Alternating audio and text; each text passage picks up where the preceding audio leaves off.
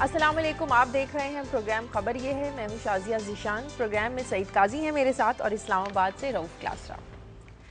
नाजरीन, असम्बलियों में बैठे हमारे नुमाइंदे जब हमसे वोट मांगने आते हैं तो क्या हम उन्हें वोट इसलिए देते हैं कि ये लोग गैर कानूनी काम करने वालों की पुष्पनाही करें, उनका साथ देकर हम पर ही जुल्म करें? जी नहीं, बिल्कुल ऐसा नहीं है, लेकिन ऐसा हो रहा है। और ऐसे ही कुछ रिमार्क्स दिए हैं लाहौर हाई कोर्ट ने कि आला पुलिस ऑफिसर और ब्यूरोक्रेट्स हुक्मरानों के गैर कानूनी कामों से आखिर इनकार क्यों नहीं करते। सूबे में गरीब कत्ल हो रहे हैं, उनकी जायदादों पर कब्जे हो रहे हैं और कब्जा माफिया का हाथ थामते हैं हमारे हुक्मरान। ये कहानी है पंजाब के गरीब औरत की। इस बारे में आपको बताएंगे कि पंजाब में गुड गवर्नेंस का आखिर लेवल क्या है, इस पर आज हम बात करेंगे।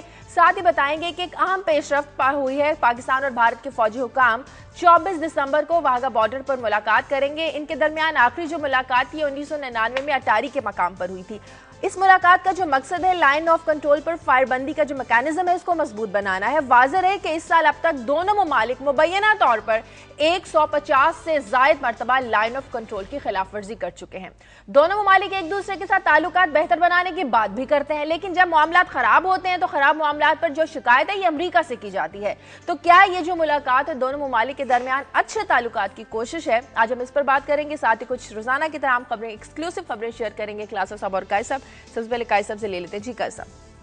शाजी, एक तो बड़ी एक रो जो बड़ी इंटरेस्टिंग होती जा रही है, एक अमेरिका और इंडिया की एक डिप्लोमेट की जो सर्च की गई थी वहाँ पे, और जिस तरीके से उनसे इंडिया के मुताबिक एक मेल ट्रीटमेंट किया गया था, उसके जवाब में जो मेजर्स लिए हैं इंडिया ने वो ज़रा देखने वाले हैं। और इसको हम अपने साथ ज़रा कंपेयर भी करेंगे। हम जब ज़रा चूँ चराग करते हैं तो हमें पता नहीं क्या क्या ताने मिलते हैं, कभी गैरत ब्रिगेड के, कभी किसी के। मगर ये मैंने वो मेजर्स लिखी हैं और कैसे रिएक्ट किया है उन्होंने, और उसके बाद आप देख लीजिएगा इसका क्या जवाब आता है। और हमारे यहाँ वो भी हम तजुर्बा कर चुके हैं कि यहाँ वो कत्ल करके भाग जाते हैं और बंदे हमारे, जिस तरह क्लासर साहब ने स्टोरी दी थी कि हमारे चीफ जो है इंटेलिजेंस के, वो खुद इंश्योर करते हैं कि इनको सेफ पैसेज दिया जाए, और वहाँ वो डिप्लोमेट की इस मेल ट्रीटमेंट में कैसे बोले हैं। इसके साथ ही बात करेंगे जो इल्जामात लगाए गए थे तारिक मलिक साहब पर, उसका जवाब उन्होंने दिया और आज वो रिपोर्ट हुआ है। उन्होंने एक खत लिखा है इंटीरियर सेक्रेटरी को बकौल ये जो रिपोर्ट छपी है इसके मुताबिक, जिसमें उन्होंने एक तो अपनी डिग्रीज की नकूल भेजी है और उन्होंने तफसील भेजी है उन तमाम दौरों की जो अब तक करते रहे। साथ ही उन्होंने ये भी बताया है कि उनकी तनख्वाह 2.1 मिलियन नहीं है, बल्कि जो मैं तफसील पेश करूंगा अपनी खबर में। और साथ ही ये भी अर्ज करते चलें कि फिर एक अच्छी जो डेवलपमेंट है काले धन वालों के लिए कि जो SRO है वो अप्रूव कर दिया है फाइनेंस मिनिस्ट्री ने। ये जो काले धन वाले जिनसे कोई सवाल नहीं पूछा जाएगा, चुनाचे 10-12 जो अब तक जराइम किए हैं जिसने भी काला धन इकट्ठा करने के, तो उनको भी लॉन्ड्री में धो धुला के फिर वापस समाज में वापस भेज दिया जाएगा नेक नाम बना के। तो इसकी भी अप्रूवल आ गई है, इस पर बात करेंगे। ठीक है, क्लासर साहब के पास चलते हैं। जी क्लासर साहब, आप क्या आज शेयर करेंगे? हाँ जी शाहजिया, 3 स्टोरीज हैं जो आज आपके साथ शेयर करेंगे। एक तो सेनेटर की वकार अहमद खान हैं कि सेनेटर गुलजार के ये बरखुरदार है, बल्कि काजी साहब ने एक स्टोरी भी की थी कि लंदन में जो सबसे महंगी प्रॉपर्टी बिकी थी वो सेनेटर वकार की थी, 30 मिलियन पाउंड के करीब की थी। तो आज हम आपको बताएंगे 50 करोड़ रुपए का, अगरचे मामूली सा स्कैंडल लगता है, तो सेनेट ऑफ पाकिस्तान में कल एक रिपोर्ट पेश हुई है सेनेटर वकार के खिलाफ कि कैसे जब ये निज कह रही के ये वजीर थे तो उन्होंने अपने एक बैंकार दोस्त को 50 करोड़ रुपए की इन्होंने फेवर की थी। उस पैसे से जो वर्कर्स को और ये लोगों को नौकरियों से निकाल कर गवर्नमेंट जो एसेट्स हैं उनको बेच कर किया इकट्ठे किया गया, तो उसकी डिटेल आपको बताएंगे। और दूसरा ये है कि यहाँ पे इस वक्त ये पंजाब में एक बड़ी एक खौफनाक किस्म की लड़ाई छिड़ गई है, DMGP और वर्सेस पुलिस की बड़ी पुरानी लड़ाई है। अब की दफ़ा सुना ये लड़ाई बहुत सीरियस होगी और पुलिस के जो अफसरान हैं, जूनियर स्टाफ जो है, जूनियर अफसरान है पर्टिकुलरली, वो अपने IG जो हैं इनके खान बेग साहब हैं उनसे इंतहाई मुतनफ़िर हो चुके हैं। क्यों हो चुके हैं? DMG और इनकी क्या लड़ाई वहाँ पे शुरू हो रही है और कैसे ये दोनों ग्रुप्स जो हैं अपने इख्तियारात के लिए वहाँ पे एक तरह की जंग शुरू कर रहे हैं। और तीसरी एक खबर यह है कि कल ही यहाँ पे रिपोर्ट किया गया सेनेट ऑफ पाकिस्तान में, बड़े शॉकिंग यहाँ पे फिगर दिया गया है कि पिछले 5 सालों में जो डॉलर के अगेंस्ट पाकिस्तानी रुपीज़ की डिवेल्यूएशन हुई है, कमी हुई है, 2 खरब रुपए के नए कर्जे पाकिस्तान पर बैठे बिठाए वो बढ़ गए हैं। 2 अरब डॉलर से ज़्यादा पाकिस्तान को देने पड़ेंगे दुनिया के जितने भी ममालिक हैं जिनसे हमने कर्जे लिए हुए हैं, तो वो भी आपके साथ ये डिटेल शेयर करेंगे। ठीक है, सबसे पहले एक ऐसा बात कर लेते हैं। कल जो लाहौर हाई कोर्ट ने कहा है कि हम आखिर जो हमारी ब्यूरोक्रेसी है, जो आला पुलिस अफसरान हैं, ये हमारे जो सियासतदान हैं, हमारे जो हुक्मरान हैं, उनके गैर कानूनी हुक्म को क्यों नहीं मानते? अगर यही लोग अपना किबला दुरुस्त कर लें तो कब्जा माफिया भी खत्म हो जाए, हमारे जो सियासतदान हैं इनकी पुष्पनाई भी खत्म हो जाए। सादा काम, इतनी सादा बात बड़ी की है उन्होंने, जो उन्होंने इशारा किया पॉइंट तो बिल्कुल ठीक किया कोर्ट ने। मगर मसला ये है कि ये जितना स्ट्रक्चर है स्टेट का और ये ब्यूरोक्रेसी है या पुलिस है, ये सारे का सारा हमने अंग्रेज महाराज से ही इनहेरिट किया था ना। तो इसकी एक बड़ी ऑप्रेसिव शक्ल थी जिसको हमने ओवर द ईयर सब्सिक्वेंटली हम इसको मॉडिफाई नहीं कर सके, हम इसे उस्तवार नहीं कर सके अवाम के मफाद में। ये इशराफिया के लिए बनाया गया था, जब गोरे आए थे वो इशराफिया थे और यहाँ उन्होंने इशराफिया क्रिएट की थी, इवन जागीरदारी क्रिएट की थी बंगाल में एक एक्ट के जरिए। तो ये उसी की कंटिन्यूएशन होती रही। और यहाँ पे जब हमने कोई एफर्ट हमें नजर नहीं आई। एफर्ट एक हमें नजर आई 1970 में, जब एक अवामी लहर 1968-69 में उठी, तो एक उम्मीद और ख्वाब पैदा हुआ कि शायद इसको थोड़ा इसमें बदलाव ला के अवाम के मफाद में हमें इसे इस्तेमाल कर लेंगे। अब वही तरीका MNA, कचहरी, थाना, SHO जो हम देखते रहे, और कल हमने स्टोरी की थी, आज उसको कल फॉलो अप भी करेंगे कि थानेदार के आगे हमें वो बता रहे हैं जी, जो DPO साहब है मुबैना तौर पे मजबूर बताए जाते हैं, करासर साहब कहते हैं वो किसी MNA ने ना लगवाया हो। तो ये सारा जो है ना एक कल्चर बन चुका है कल्चर, और इसे तब्दील करना out of the box solution चाहिए। मुझे ब्रेक लेने नाज़रीन, प्रोग्राम में वक्त है ब्रेक का। ब्रेक के बाद वापस आएंगे तो क्लास साहब से भी इस पर इसका टेक लेंगे एक ब्रेक के बाद।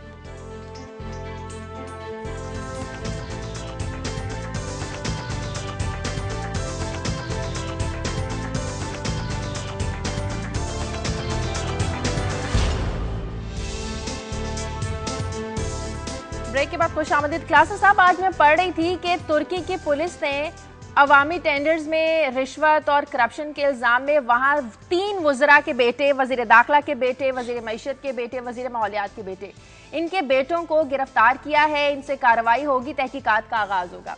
सवाल ये कि मिसालें इस दुनिया में कायम है, जिन ममालिक ने तरक्की करनी होती है ऐसे इकदाम उठाते हैं, लेकिन हमारे यहाँ ऐसा रिवाज ही नहीं है। पंजाब की आज मैं बात कर रही थी, यहाँ पे गरीब औरत है सलीमा बीबी, उसकी जायदाद पर कब्जा माफिया कब्जा कर रहा है, सियासी जमात की उसे पुष्पनाई हासिल है। तो हमारे यहाँ तो जराइम का खात्मा इस तरह खत्म हो ही नहीं सकता, मुमकिन ही नहीं लगता। ये पार्टनर्स इन क्राइम है। हम ये बात बार बार कहते हैं कि हमारी पुलिस जो है ये पार्टनर बन चुकी है, वो चाहे DMG हो चाहे पुलिस हो। ये आते तो तनख्वाहें तो लोगों के पैसों से लेते हैं, आपके मेरे टैक्सेस से करते हैं, लेकिन सर्विस जो है ये पॉलिटिकल एलीट को देते हैं। मैंने तो बहुत कम ऑफिसर्स देखे हैं। कोई, मैं आपको चैलेंज करके कह रहा हूँ, किसी डिस्ट्रिक्ट का DPO और DCO अगर सुन रहे हैं हमारा प्रोग्राम, हमें गलत साबित कर दे कि वो बगैर सिफारिश के वहाँ पे तैनात नहीं हुआ, और डिप्टी कमिश्नर जो है या DPO जो है वो वहाँ के लोकल MP, MNA या वजीर के दरबार में हाजिरी नहीं देता। मैंने तो ऐसे अभी तक नहीं देखे। कोई होंगे एक्सेप्शन, कोई एहसान सादिक जैसे 1-2 ऑनरेबल लोग होंगे कि जो वहाँ पे DPO काड़ा थे, उनके खिलाफ MPs हुए, वो वापस आ गए। उन्होंने कहा जी मैंने DPO लगना है, अपनी शरायत पर लगना है, नहीं लगाना आपकी बड़ी मेहरबानी, मुझे खुडे लाइन लगा दें। और वो पिछले कई सालों से खुडे लाइन ही लगे हुए हैं। तो ऐसी मिसालें हैं। आपका जो हमारी पॉलिटिकल एलीट है ये आपको इंडिपेंडेंट, ना इनको पुलिस ऑफिसर्स इनको अच्छे लगते हैं, ना इनको यहाँ पे DMG का ग्रुप के अच्छे लगते हैं। 2-4 मिसालें बता देता हूँ कि जिनको इन्होंने निशान इबरत बना दिया है कि इनको जुर्रत क्यों हुई है हमारे सामने खड़े होने की। एक यहाँ जफर कुरैशी साहब थे, उनके खिलाफ रहमान मलिक साहब प्रेस कॉन्फ्रेंसेस करते थे, उनको घर बुला के धमकियां देते थे कि आपको जुर्रत कैसे हुई है, मुने सिलाई के केस को आप इन्वेस्टिगेट करके दिखाएं। आपने बात की है ना, वहाँ पे तुर्की के बड़े बड़े लोगों के बच्चे इन्वॉल्व थे, यहाँ भी बड़े बड़े लोगों के बच्चे इन्वॉल्व हो जाते हैं। लेकिन अगर कोई हाथ डालता है जफर कुरैशी जैसा बंदा तो रहमान मलिक साहब धमकियां देते हैं। अभी देख लें इनका तारिक मलिक साहब को देख लें, उनके खिलाफ रोजाना की बुनियाद पे वहाँ पे ये शहद अली खान साहब को बैठे हुए हैं, सेक्रेटरी दाखिला हैं, उनको पता नहीं कहाँ से उठा कर उन्होंने सेक्रेटरी लगा दिया है। वो डेली बैठ के, आपको कल मैं बताऊंगा कि कैसे आप छोड़ दें कि तारिक मलिक साहब क्या चीज़ हैं। उन्होंने वज़ीर-ए-आज़म नवाज शरीफ साहब की तरफ से एक फाइल आई हुई है, ये मैं आपको सोर्सेज कोट करके बता रहा हूँ, जिसमें 2 अफसरान की जो पाकिस्तान से बाहर पोस्टिंग है ये US पीस मिशन के लिए, उसमें नवाज शरीफ साहब ने और एक बाकायदा कमेटी ने अप्रूवल दिया कि इनको एक्सटेंड करें। अच्छा। तो शहद अली खान साहब ने वो वजीर आजम की फाइल रोक ली है कि वजीर आजम साहब कौन होते हैं हमें हुक्म देने वाले वजारत दाखिला को, और लिख के दे दिया उन्होंने कि जी चौधरी निसार अली खान को ये रिग्रेट कर दें, इनको आप नवाज शरीफ साहब को कहते हैं कि हम नहीं कर सकते। इस तरह के काम भी यहाँ पे हो रहे हैं। लास्टली ये एक मेरी रिक्वेस्ट है चौधरी निसार अली खान साहब से कि तारिक मलिक के खिलाफ तो उन्होंने 2 घंटे की प्रेस कॉन्फ्रेंस की, कल यहाँ पे पिंडी में ब्लास्ट हुआ है और फजलुल्लाह ने बकायदा अनाउंस करके कहा जी आए हमसे जान ऑपरेशन करें, और अभी तक वजीर दाखिला की तरफ से चूं नहीं हुई। ये तारक मलिक पे तो 2 घंटे प्रेस कॉन्फ्रेंस कर लिए, अब एक प्रेस कॉन्फ्रेंस जरा इन पे करके दिखाएं ना, फजलुल्लाह पे करके दिखाएं। पिंडी में कल आपके बेचारे पुलिस वाले मारे गए हैं, आपके और बहुत सारे लोग हो रहे, उस पे चुप है, उस पे खामोशी है, ना किसी को धमकी है ना किसी को बात है। सो ये बड़े समझदार हैं, सियासतदान भी बड़े समझदार हैं। मैंने ये पहले कहते रहा, तो मुझे कोई शक नहीं है कि पाकिस्तानी ब्यूरोक्रेसी, आपकी पुलिस हो और हमारी डीएमजी हो, पॉलिटिशियन, ये गैंग की शक्ल में ऊपर लेवल पर हुई ना, खराबी तो ऊपर लेवल पर हुई ना, एक दूसरे के एक। जी काजी साहब, जी सही बात कह रहे हैं। मैंने ये अर्ज किया कि ये देखें ना, ये बेसिकली जो पूरे सिस्टम की क्रेडिबिलिटी है। अब देखें ना, हम डेमोक्रेसी की बात करते हैं, डेमोक्रेसी आ गई। पहले हमने वो दौर भी देखे कि जी मार्शल लॉ एडमिनिस्ट्रेटर बैठा हुआ है, लोगों को कोड़े लग रहे हैं और ये इस तरह के मजालम, और लोगों ने वो पैसे भी इकट्ठे होते थे उस जमाने में, सारी हम ये करप्शन भी देख रहे थे। अब ये आए, ये तो हमारे अपने हैं और हम इनसे गिला भी इसलिए करते हैं। हिस्ट्री में ऐसी कोई मिसाल जो और किसी ने सेट नहीं की है, किसी को सजा देकर, किसी बड़े इंसान को सजा देकर, किसी वजीर को सजा देकर, किसी के बेटे को सजा देकर। कोई ऐसी प्रेसिडेंट सेट नहीं करना चाहते वो, इसलिए कि मिसाल के तौर पे यहाँ पे एक जनरल इरशाद को वहाँ सजा हुई उधर उसके वहाँ पे बांग्लादेश में, तो यहाँ पे ये रवायत नहीं मौजूद। अभी केस आया हुआ है, देखेंगे, टेस्ट केस है इस रियासत के लिए, ये जो परवेज मुशर्रफ साहब का केस आया हुआ है कि क्या ये किस तरह मेरिट पे डिसाइड होता है। मगर मामला ये है कि मैं जो एक अर्ज कर रहा हूँ ना, कि हमारा एक खौफनाक डिस्कनेक्ट है आवाम से, और ये हम जो बार बार याद दिलाते हैं, कोशिश करते हैं जो हमारे लीडर्स हैं इनको, कि ये आपकी ताकत जो आप ड्रॉ करते हैं वो अल्टीमेटली अगर यहाँ पे कोई इशू बनते हैं, कोई खेल बनता है, जो बनते रहते हैं तारीख में, तो फिर ना वाशिंगटन डीसी होगा, ना थाना होगा, ना कचहरी, अवाम होंगे। अवाम की ताकत है। और जहां बड़े लीडर्स के साथ हमने देखा है कि जो बहुत ज्यादा डीप स्टेट ने उनको एलिमिनेट किया है, तो तब भी किया है जब वो अवाम से दूर हो गए थे। तो ये अपनी ताकत अवाम से ड्रा करते हैं। तो हम जमहूरियत से यही कह रहे हैं कि भाई हम आपको दूसरे निजामों से बेहतर समझते हैं। गुड गवर्नेंस का बिल्कुल कॉस्मेटिक वो बिल्कुल करते चेंज लगता है अंदर से। क्लासर साहब, आप समझते हैं कि इसका जो हाल है वो बहुत अच्छा है पंजाब की गुड गवर्नेंस का? शाजिया, आपने पंजाब की गुड गवर्नेंस को कभी वो करना हो ना, अब ये नहीं, अच्छा नहीं लगता कि मैं अपनी किताब का रेफरेंस दूं। ये बुक मैंने लिखी थी, एक कत्ल जो ना हो सका, ख्वाजा शरीफ और ये मर्डर केस, हाँ जी, उसको बैठ के जरा पढ़ तो रहे जरा आप। उसमें जो इंक्वायरी रिपोर्ट हुई, और पर्टिकुलरली काजी फैज ईसा साहब जो बलूचिस्तान के चीफ जस्टिस हैं, और जिस पे सुप्रीम कोर्ट ऑफ पाकिस्तान को जरूरत नहीं हुई कि एक जुडिशल कमीशन बनाया था कि जनाब ख्वाजा शरीफ साहब कत्ल हो रहे थे वहां पे लाहौर में, तो उसके बाद क्या बना, जुडिशल कमीशन की रिपोर्ट को आज तक हमारी सुप्रीम कोर्ट नहीं टच कर सकी। लाहौर हाई कोर्ट के किसी जज को जरूरत नहीं है कि उस रिपोर्ट को पढ़ के उस पर जरा इंप्लीमेंटेशन तो करे, उसको पढ़ के देखें कि पाकिस्तान का जो डीएमजी माफिया है, आपकी जो वहां पे पुलिस है, ये कितनी क्रिमिनल बन चुकी है, ये क्रिमिनल एलिमेंट की तरह ये बिहेव करते हैं। और कमीशन पता है क्या कह रहा है? कमीशन की रिपोर्ट ये कह रहे हैं, जिसके बाद मैंने आके किताबी शक्ल दी, पूरी इन्वेस्टिगेटिव एक कहानी लिखी है, वो ये कह रहे हैं कि हमें शक पड़ता है। ये जरा ये गौर से सुनिएगा, आपने कहा कि गवर्नेंस कहाँ खड़ी है पंजाब की, वो कहते हैं कमीशन काजी फैज ईसा साहब का, chief justice Balochistan high court के, वो फरमाते हैं कि हमें शक पड़ता है, हमारे पास सबूत नहीं है, वो ये कहते हैं, लेकिन जो चीजें हमारे पास ही, हमें ये लगता है जो स्पेशल ब्रांच है पंजाब की पुलिस की, ये खुद ख्वाजा शरीफ को कत्ल करके मलबा डालना चाहती थी जरदारी साहब पे, बाबर रवान पे और गवर्नर सलमान तसीर पे। ये बकायदा फाइंडिंग बता रहा हूँ, जिसको इन्होंने कभी टच नहीं किया। उसमें डीएमजी के ऑफिसर भी शामिल हैं, और मसूफ इस वक्त सबसे ज्यादा ब्यूरोक्रेसी चला रहे हैं, जिनका नाम डॉक्टर तकीर शाह है, वो डीएमजी के इस वक्त गॉडफादर समझे जा रहे हैं। ये डीएमजी के साथ ही बैठ के कंफर्टेबल होते हैं। और जो उन्होंने सिफारिशात डॉक्टर तकीर शाह के खिलाफ लिखी हैं, आप जरा पढ़ के देख लें कि उस ये कमीशन ने क्या कहा है डॉक्टर तकीर शाह के बारे में। और तकीर शाह साहब जो हैं इस वक्त पंजाब की ब्यूरोक्रेसी के गॉडफादर हैं। वो बैठ के पूरे का पूरा उन्होंने डीएमजी ग्रुप का जो माफिया खड़ा किया है, और पूरे सूबे को अब डीएमजी के जरिए चलाने की कोशिश की जा रही है, और दोबारा बलदियाती सिस्टम इन्होंने तबाह करवाया। अब पुलिस का मैं आपको आगे कहानी सुनाने वाला हूं कि उनके साथ क्या ज्यादतियां हो रही हैं, जिसपे वो प्रोटेस्ट करके वो समझते हमारा जो आईजी है वो इस काबिल नहीं रहेगा कि हमारे मफादात को आके प्रोटेक्ट करे। सो ये जो गैंग है लास्टली, अब पहले हम अंजुम अकील का सुनते थे कि वो लैंड ग्रैबर है, 6 अरब रुपए का स्कैंडल लेके आए। अब उनके तारिक फजल चौधरी साहब ने कहा कि अंजुम अकील साहब तो पासे हो गए, उन्होंने जो कमाना था लूटमार करनी थी। मैं कहूं तारिक फजल चौधरी साहब पे ये स्कैंडल आ गया नया कि उन्होंने 1 अरब रुपए की प्रॉपर्टी किसी के नाम पे थी और किसी को बेच दी है। ये तो रूलिंग लीड का हाल है। आप कहते कैसे मिसालें बनाए, इकट्ठे हो गए सारे के सारे। एक कॉलर लेने थे मुझे, मंजूर है। हेलो हेलो, अस्सलाम वालेकुम। जी वालेकुम सलाम। मंसूर नाम है जी, लाहौर से बात कर रहा हूँ। जी बोलिए। देखिए, ये जो आप हाई कोर्ट की बात मुझे यहाँ पर लिख के चला रही है ना, देखिए छोटी सी बात आपको बताता हूँ। ब्यूरोक्रेसी की हालत ये है मैंने इससे पहले भी एक दफा कॉल की थी। मोटरवे आपकी पुलिस है ना, जी जी मोटरवे के ऊपर 375 पोल 15 के लगे हुए थे, इमरजेंसी पोल थे। हाँ जी। आप ये देखिए कि वहां से 375 एक तरफ से और 375 पोल दूसरी तरफ से गायब हो गए। क्यों गायब हो गए? उनके ऊपर सोलर एनर्जी के यूनिट लगे हुए थे। ना मोटरवे पुलिस उसकी तस्दीक करती है कि वो कहाँ गए, ना महकमा हाईवे बताता है वो कहाँ गए, ना कोई भी नहीं बताता। और कोई भी, इवन हाई कोर्ट ने उसके ऊपर एक्शन लिया, पूछा कि कहाँ गए। हाई कोर्ट के इस एक्शन के ऊपर भी कोई नहीं बताने को तैयार कि वो 750, अगर उसकी अगर 20,000 रुपए यूनिट भी नवाज शरीफ के पहले दौर की कीमत लगाई जाए जब वो लगाए गए थे, तो आप कैलकुलेट कर लें कि कितना पैसा वो गायब हो गया और वो पोल कहाँ बिके। वो सोलर एनर्जी के यूनिट जो है किस किस मिनिस्टर के घर पे 4-4 लगाए गए।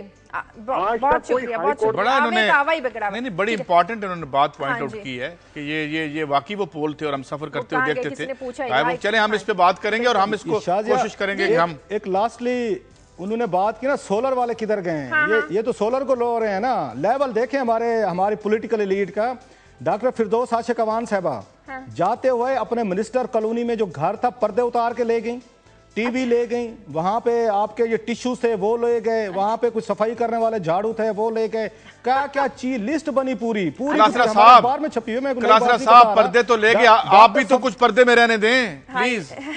नहीं अब लेवल देखें इस मुल्क की लूट मार का। ये हमारे मुअज़्ज़िज़ीन है, ये हमारी लीडरशिप है जो जाते हुए पर्दे, जूतियां, उनको हाथ में कुछ टूथपेस्ट लगा है, किसी का पाउडर लगा है, सारे मसूफा ट्रक में भर के ले। और इनकी जुर्रत देखें आप वजारत हाउसिंग की इनकी नलायकी और निकम्मापन देखें कि लिस्ट बनाई इन्होंने, मिनटे तरले की और इतनी जुर्रत नहीं हुई कि पर्चा देते, यहाँ पे गिरफ्तार करके लेते, रिकवरी कराते। ये नहीं करा सके, वो लेके गई हैं और अपने सियालकोट वाले घर में सब कुछ सजा के बैठी हैं, जो करना कर ले उनका। मुझे ब्रेक लेनी है। ये तो लेवल इस मुल्क का, ये क्या रोए, सोलर कर रहे हैं और उसके बाद छोटे छोटी बातें पे बैठे। मुझे ब्रेक लेनी है, प्रोग्राम में वक्त है एक ब्रेक का। ब्रेक के बाद वापस आते हैं।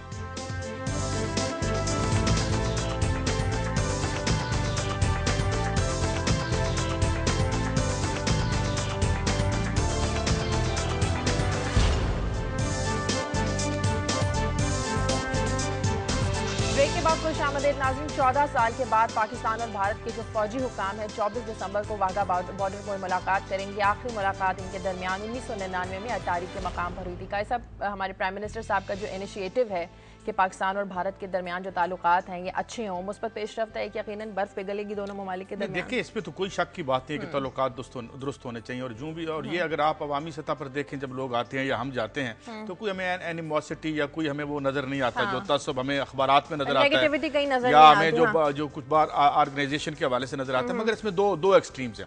एक एक्सट्रीम है कि वो जो एनजियोटिक ओवरचर्स हैं कि हम जाएंगे तो दोस्तियां हो जाएंगी, तो ये बड़ा, और ये एक जाली सी लड़ाई बना ली है आज की जो शुगल या सिविल सोसाइटी है। उन्होंने यहाँ के जो राइट विंग पार्टीज हैं दोनों राइट विंग। ये आज मैं थोड़ी सी वजाहत कर दूं कि जो प्रो अमेरिका या प्रो वेस्ट है वो भी राइट विंग है, और ये जो प्रो जो जरा फंडामेंटलिस्ट जिन्हें हम कहते हैं ये भी राइट विंग। ये दो राइट विंग पहले इकट्ठे थे, अब स्प्लिट हो गए हैं। तो एक प्रो वेस्ट राइट विंग हो गया, एक थोड़ा सा एंटी राइट विंग हो गया। तो ये इन दोनों की जो अप्रोच है ना, मुझे बड़ी सीरियस रिजर्वेशन है इस हवाले से कि जी यहाँ से वफद जाएगा, वहां से आएगा, वहां से सिविल सोसाइटी आएगी, ये इस तरह से होने वाला। बुनियादी तौर पर ये पॉजिटिव काम है, मगर एक इनकी एबिलिटी एज एबिलिटी देखें यहाँ क्या होता है। यहाँ पे एक वाकया हुआ, मोमबत्तियां जला रहे हैं, वॉक कर रहे हैं, नाइस सी गुफ्तगू, सेमिनार हो रहा है, इश्यूज इतने बड़े हैं कि इनकी औकात से बाहर है। हाँ होनी चाहिए दोस्ती, कौन करेगा, कैसे करेगा, वो कौन से अवामी नुमाइंदे होंगे, कौन से लोग होंगे, क्या ये इस वक्त जो बिसात बिछी हुई है जिसके बारे में अभी सुप्रीम कोर्ट हाई कोर्ट की आप स्टोरी कर रही थी कि ये तो ब्यूरोक्रेसी जो है इनकी बात तो कौन से वो जेन्युइन लीडरशिप आएगी जो यहाँ वहां जाके बात करे और वो हमसे बात करें। तो ये एक हो सकता है साहब जेन्युइन लीडरशिप भी आज जिस तरह काजी साहब कह रहे हैं, लेकिन पाकिस्तान और इंडिया के दरमियान जो ताल्लुकात है जब तक कि आपस में इंडिपेंडेंटली जो है वो इस पर गौर नहीं करेंगे, अमेरिका बीच में से नहीं निकलता। जैसा कि मैंने अपने इंट्रो में भी बताया था कि जब भी कोई मामला खराब होने की बात होती है तो फौरन अमेरिका बीच में आते हैं, पाकिस्तान भी शिकायत करता है, इंडिया भी शिकायत करता है। पता नहीं शाहजहां, मैं तो नहीं एग्री करता आपकी इस अजम्पशन से कि अमेरिका निकल जाएगा तो मामला ठीक हो जाएंगे। जब भी हमें जरूरत पड़ती है अमेरिका की, इंडिया कभी गया अमेरिका के पास आए और हमारे मामला ठीक करा दें, हमेशा हम जाते हैं। 71 में आज तक हम अमेरिका से नाराज हैं कि आपने छठी बहरा भेजना था, वो नहीं भेजा। उसका जवाब ब्रूस राइडल ने अपनी किताब में बड़ा खूबसूरत लिखा है। उन्होंने कहा हुजूर हम ये समझ रहे थे आप 1-2 महीना लड़ाई लड़ेंगे, चाइना से भी कहा था, हमने भी भेज दिया था, जिस दिन हमने बहरी बहरा भेजने की मंजूरी दी है दूसरे दिन आपने हथियार डाल दिए। ये बकायदा ब्रूस राइडल की नई किताब है, उसने आर्काइव्स में से चीज़ें निकाल के दी हैं। सदर निक्सन जो हैं वो बहुत प्रो पाकिस्तानी थे और इंडियन आज तक उनसे नाराज है। सदर निक्सन को इंडियंस पसंद नहीं करते। अच्छा। वो इस जंग में पाकिस्तान का साथ दे रहे थे और बकायदा बहरी बेड़ा भी भेज रहे थे।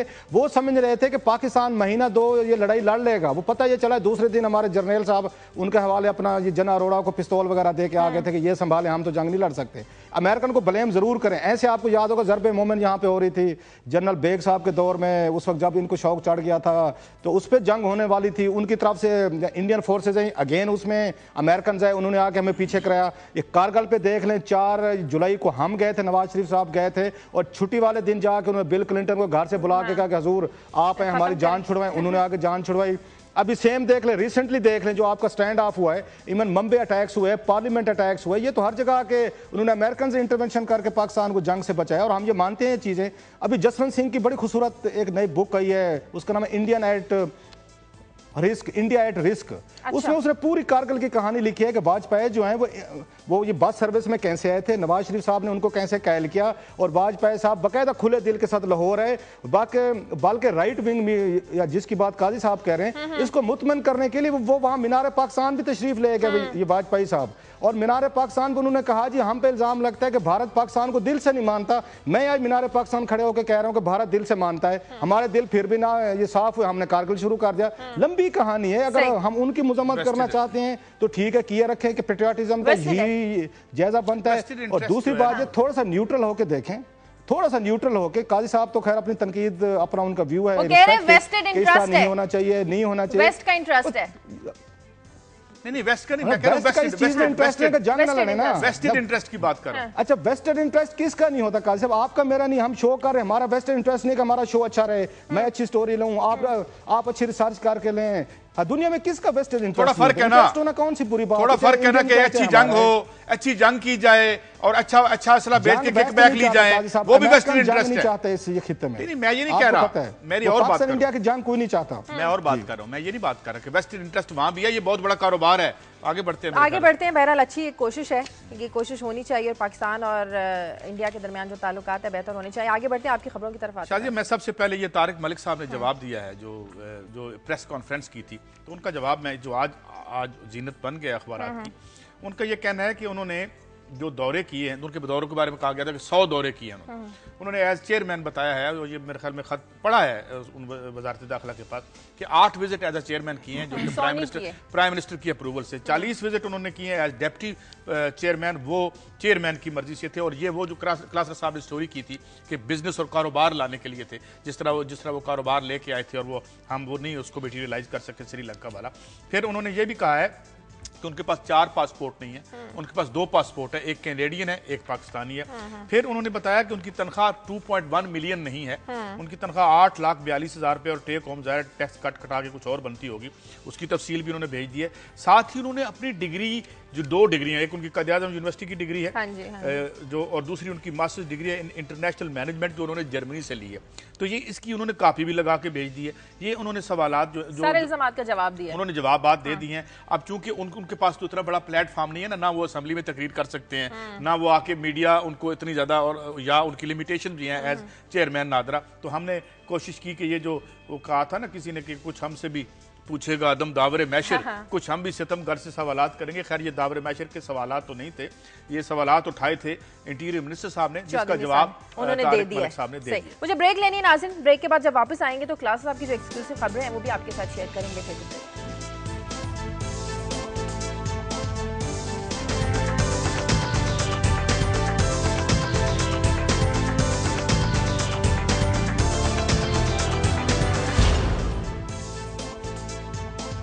ब्रेक के बाद खुश आमदीद। क्लासेस साहब डिटेल्स शेयर करें, क्या इल्जामात लगाए गए हैं सेनेटर वकार अहमद खान पर?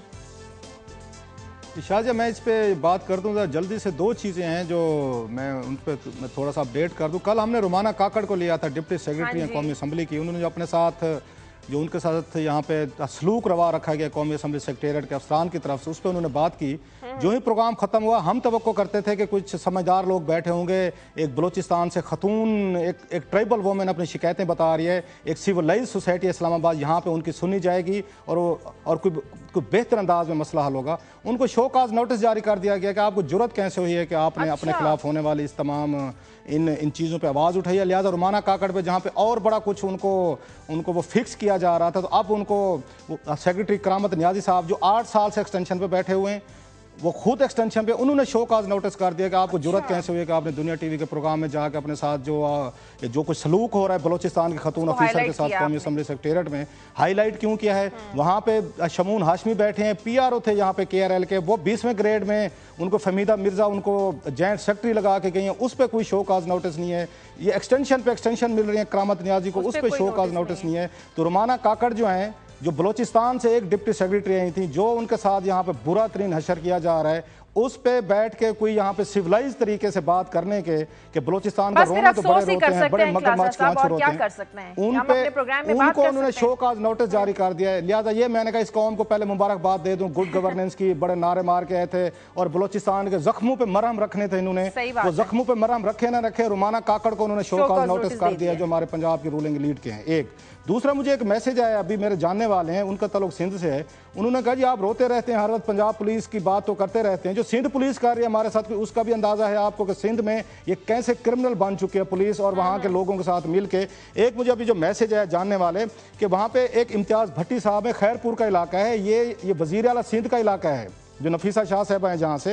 इम्तियाज भट्टी साहब हैं, एक प्रोफेसर के बेटे हैं, उनको अगवा किया गया है और उनसे बकायदा 50 लाख रुपए का तमान मांगा गया, जिसमें पुलिस वाले खुद मुलविस, उनका ख्याल है जो उनकी ये घर वाले हैं कि पुलिस वाले खुद मुलविस हैं। और बकायदा DAG सक्खर ने मशवरा दिया इनको कि प्रोफेसर साहब क्या आप या धक्के खाते फिर रहे हैं, अपने बच्चे को अगवा छुड़वाने के लिए पैसे शैसे दें, जान छुड़वाएं, ये मशवरे दिए जा रहे हैं पुलिस वाले। जैसे कल हमने सुना वो असलम खान साहब बता रहे थे कि उन्होंने कहा मार डालेंगे पठान आपको, लिहाजा बेहतर है आप यहाँ से घर छोड़ कर चले जाएं। एक तो ये बता दें, उन्होंने कहा हम नफीसा शाह से मिले हैं, हम मंजूर वसान से मिले हैं, सारे हेल्पलेस हैं। नफीसा शाह साहबा तो बेचारी इतनी खौफजदा खतून है, इन्होंने एक डॉक्टरेट का थीसिस कर रही थी ऑनर किलिंग पे। ये बहुत पाकिस्तान में कम लोगों को पता है कि सिंध में ऑनर किलिंग कैसे होती है, औरतों को कत्ल कैसे किया जाता है। वो मसूफा ने छपवाया नहीं है क्योंकि उनके वालिद साहब की हुकूमत है वहाँ पे। अगर वो छपवाती हैं उसको थीसिस को अपने डॉक्टरेट का जो लिख रही हैं, तो उन्हें खौफ ये है कि ये तो अवाम, मीडिया और पूरी दुनिया पढ़ जाएगी कि चीफ मिनिस्टर की बेटी ये बता रही है कि सिंध में कारोकरी के वाक़यात कैसे हो रहे हैं और कौन कौन लोग कत्ल करवाते हैं। तो मसूफा इतनी बहादुर है नफीसा शाह साहबा, उन्होंने अपना थीसिस छपवाया नहीं है, अभी तक पड़ा हुआ है, लाक करके रखा हुआ है। जब ये कैम अली शाह वजीर आला नहीं रहेंगे फिर जुर्रत करके छाप जाएगा। ये दानिश्वर की, ये पाकिस्तान के दानिश्वर की ये औकात है, ये लेवल है हमारा। आगे चलते हैं, ये वकार पे आते हैं, इस पर सेनेटर वकार साहब पे कल सेनेट ऑफ पाकिस्तान में एक रिपोर्ट पेश की गई है और ये रिपोर्ट मेरी नहीं है, ये प्लानिंग में कमीशन ने तैयार करके भेजी, कोई मेरी इन्वेस्टिगेशन नहीं है, मैं just I am the messenger. जो चीज़ें मेरे सामने आई हैं उसमें बताया गया है कि जब ये निजकारी कमीशन के ये वजीर थे तो मसूफ ने अपने एक बैंक के दोस्त को फेवर करने के लिए निजकारी के पैसों में से 50 करोड़ रुपया उठा के एक सरकारी बैंक से उठाए और गैर सरकारी बैंक में ट्रांसफर कर दिया कि ये ले जाएं। वो पैसा सारा डूब गया है, वो पैसा वापस नहीं आया। इसमें 3-4 चीज़ें हैं। 1 साल पहले स्कैंडल ये आया था, 1 साल में अब तक टक्के की इस पर पेशरफ्त नहीं हुई, किसी को जुर्रत नहीं हुई कि वो वकार अहमद खान साहब को टच करके दिखाए। बाकी बैंक के लोग थे। अब इसमें जो मुलजमान ठहराए गए हैं इंक्वायरी रिपोर्ट के बाद वो सुन लें। इसमें सेनेटर वकार अहमद खान साहब हैं, उन पर इल्ज़ाम है 50 करोड़ रुपया जो डूबा है, इनकी वजह से डूबा है। इसके बाद डॉक्टर कौसर अली जैदी साहब हैं, ex director to the minister for privatisation है। इसके बाद शहाब ख्वाजा साहब हैं, ये फेडरल सेक्रेटरी थे, निजकारी कमीशन के उस वक्त सेक्रेटरी थे। इसके बाद आसिफ कमाल साहब हैं, ये चेयरमैन TIBL हैं, जिसको पैसे दिए गए थे, चेयरमैन TIBL आसिफ कमाल साहब हैं। इसके बाद हुमायूं नबी जान साहब हैं, ये सदर हैं इसके TIBL के। इंटरेस्टिंगली अब देखें, आप कहते हैं कि इस मुल्क में चेंज नहीं हो रही, ये पिछले साल 8 अगस्त का वाक़या है। 8 अगस्त को ये स्कैंडल सामने आया, उन्होंने FIA को दरखास्त दी, FIA ने 21 नवंबर को इस पर FIR इन्होंने दर्ज की, 8 अगस्त को इनके नाम ECL पर डाल दिए गए। इस पर सुप्रीम कोर्ट ऑफ पाकिस्तान को पता चला, उन्होंने भी सुओ मोटो लिया जो हमारे नोटिस में अब तक नहीं आ सका। इसके बाद ये केस नैब को रेफर हुआ, नैब से इस्लामाबाद हाई कोर्ट में इस वक्त दर्ज है और फिर इनके खिलाफ क्रिमिनल भी कंप्लेंट की गई है। ये 1.5 साल हो गया है, अभी तक कोई कार्रवाई इस पे नहीं हो सकी। आप जरा इमेजिन कर सकें, अगर कोई आम आदमी होता, वो 50 करोड़ क्या 50 रुपए भी उसने रियासत के गबन किए होते, ये पुलिस FIA उसका हशर कर देती। और लास्टली चीज, बात लंबी हो गई, क्या वहाँ जो सेनेटर्स बैठे हुए हैं हर बात पे उनका वहाँ पे प्रिविलेज वो मूव कर देते हैं। हमारा इस्तेहकाक मजरू हो गया, हमारा फलां अफसर ने फोन नहीं सुना, क्या उनके फेलो सेनेटर पे 50 करोड़ रुपए का स्कैंडल कल उनके सामने पेश किया गया, इससे उनका कोई इस्तेहकाक मजरू नहीं होता। वो कोई वकार अहमद खान से सवाल नहीं पूछते कि हुजूर आपकी वजह से हमारी बदनामी हो रही है सेनेट ऑफ पाकिस्तान की, आपने कैसे 50 करोड़ रुपए का बैठ कर टीका लगा दिया इस मुल्क को, हजारों लोगों को बेरोजगार करके ये पैसे इकट्ठे किए गए थे, आपने एसेट बेचे, फैक्ट्रीज बेची, आपने यूनिट्स बेचे हुकूमत के, ये कह के कि हम ये पैसा जो है इकट्ठा करेंगे और इसे कर्जा उतारेंगे, गुर्बत खत्म करेंगे। बाकी की गुर्बत खत्म हुई है नहीं, सेनेटर वकार ने अपनी गुर्बत खत्म कर दी और 4 बंदे जिनके नाम दिए। अच्छा, मैं क्लासर साहब आपकी बात को आगे बढ़ाता हूं। आज फाइनेंस मिनिस्ट्री ने जो वो SRO है उसको अप्रूव कर दिया है, जिसके तहत अब 2.5 करोड़ या 1.5 करोड़ की जो इन्वेस्टमेंट करेंगे उनसे ये सवाल नहीं पूछा जाएगा कि ये आप पैसे कहाँ से लेके आए हैं। और ये बड़ा प्रेशर था, बताया जाता है, जो लीडर थे, बिजनेस लीडर थे, उनकी तरफ से ये इसलिए फैसला किया गया। अब आप जो स्टोरी कर रहे हैं, देखिए यहाँ मामला क्या है। मामला यही है कि अब आप पिछली गवर्नमेंट ने भी यही किया और ये हमें बताया टैक्स नेट बढ़ जाएगा, टैक्स नेट बड़ा नहीं, कम हुआ है।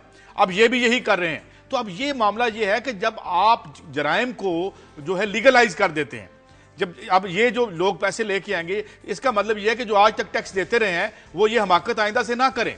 और फिर हम ये भी देख लेंगे कि ये जो ब्लैक मनी है कितनी आती है, कब सिर्फ ये लीगलाइज होगी, क्योंकि ब्लैक मनी की एक अपनी फितरत होती है। उसकी फितरत ये होती है कि वो कभी भी ना इंडस्ट्री में लगती है, वो जाएगी तो स्टॉक में जाएगी, क्योंकि स्टॉक में भी यही मामला है कि जब आप वहां जाएंगे तो आपसे कोई नहीं पूछेगा। तभी मैशत मुल्क की बैठ रही है और इस प्लेनेट पे दूसरा बड़ा परफॉर्मिंग स्टॉक्स एक्सचेंज जो है वो कराची का है। ये आयरनी क्या है।